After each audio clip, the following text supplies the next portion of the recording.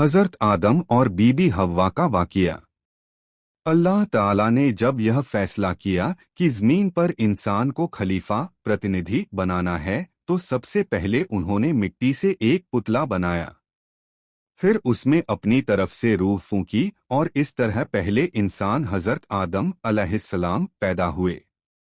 اللہ نے انہیں علم گیان عطا کیا اور فرشتوں کو حکم دیا کہ آدم کو سجدہ کریں۔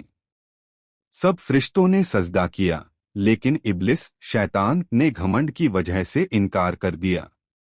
اللہ تعالیٰ نے آدم کو جنت میں ٹھہرایا اور ان کی جوڑی کے لیے بی بی حوا رضی اللہ عنہا کو پیدا کیا تاکہ وہ اکیلے نہ رہیں۔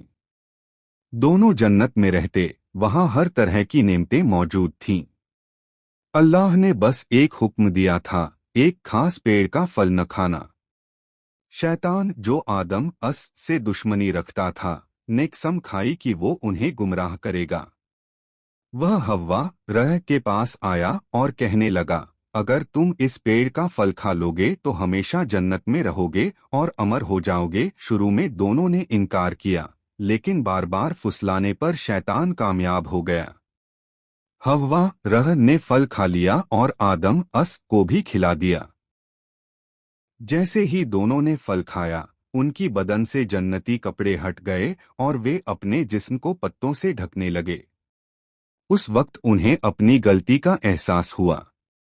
اللہ تعالیٰ نے فرمایا کہ تم دونوں نے میرا حکم توڑا ہے، اب تمہیں جنت سے نیچے زمین پر بھیجا جائے گا۔ آدم اور حوا جدا جدا جگہوں پر زمین پر اتارے گئے۔ آدم کو شری لنکا سیلون کے پہاڑ صفا پر اور حوا کو جدہ سعودی عرب کے قریب اتارا گیا۔ دونوں بہت روئے، توبہ کی اور اللہ سے معافی مانگتے رہے۔ آخرکار اللہ رحمان اور رحیم ہے، اس نے ان کی توبہ قبول کر لی۔ کئی سالوں بعد دونوں زمین پر ملے۔ کہا جاتا ہے کہ دونوں عرفات کے میدان میں ملے تھے۔ یہی جگہ آج بھی حج کے دوران سب سے اہم ہے۔ اس کے بعد آدم اور حوا نے انسانی نسل کی بنیاد رکھی۔ اللہ نے انہیں بیٹا بیٹی عطا کیے اور اس طرح انسانیت کا سلسلہ شروع ہوا۔ غرور اور نافرمانی انسان کو اللہ کی رحمت سے دور کر دیتی ہے۔ توبہ اور استغفار کرنے سے اللہ معاف کر دیتا ہے، کیونکہ اس کی رحمت بہت بڑی ہے۔